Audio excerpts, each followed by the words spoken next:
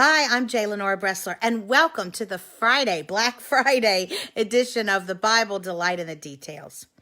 Of course, yesterday was Thanksgiving, and I'm sure that you, like many other people, sat around a Thanksgiving table and perhaps talked about what you were grateful for. And that leads, of course, to something else. If you're grateful for something, that's Josh in the background. Yes, Josh, we're getting ready for Christmas, but our Christmas specials have not begun yet, but they will very soon. So back to Thanksgiving. When you think about being thankful, a lot of times people also think about what they requested. And I wanted to ask you, what do you request of the Lord? What is it that fills your prayers? What do you do you seek help in your business, in your relationships, health, money, fame, success, wisdom?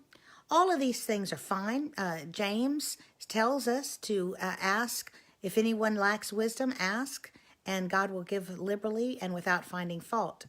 However, I think it's interesting that the psalmist, King David, does talk about what he wanted more than anything else and what he requested.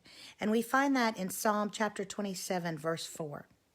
One thing do I ask of the Lord, only one thing do I seek, that I may dwell in the house of the Lord all the days of my life, to gaze upon the beauty of the Lord and to seek him in his temple. You know, I always say that, if you would really understand God, you really need to understand true love, because if you truly get what it feels like to love somebody, then you understand what God is like. Because when you really love somebody, when they ask for something, you want to give it to them. If it is at all possible, if it is at all good for them, if it is, and if they're ignorant about what they need or want. I see this a lot of times, frankly, with my husband. I'm not a techie, and so a lot of times I don't know what I need. But he does, and so he goes and gets it for me, and then tells me this is what you need, even though you didn't know what to ask for. God is like that. God loves to give good gifts. We know from the New Testament, it says that every good and perfect gift comes down from the Father of lights. And but what is it? So when we ask for things, God doesn't dislike us for that. He doesn't hold that against us. He knows we have needs. We live in a world where we need things, we need people, we need help, we need health, we need money, we need lots of things.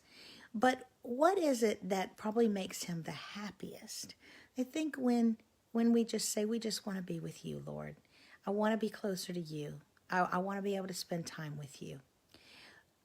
What about when your children ask you for things? What makes you the happiest? When they ask you for a toy or a computer or whatever it is that they may need at this time of life, or when they look at you and they just say, I'd like to spend more time with you. I enjoy our time together. Let's go out. Let's drive around and talk. Let's go to an event and be together. I always tell people, yes, in so many ways, God is very different from us. But in other ways, I think we are made in his image for a reason, that we might have a commonality, there's similarity that we can latch onto and understand. And so what is it that we should love and ask for more than anything else?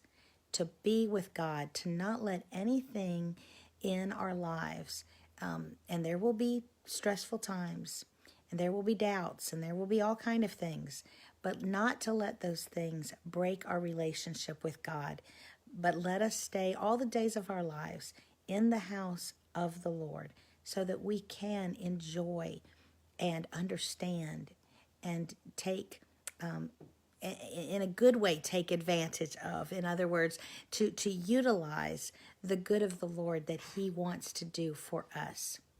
I'm Jay Lenora Bressler. Visit me on the next edition of The Bible Delight in the Details.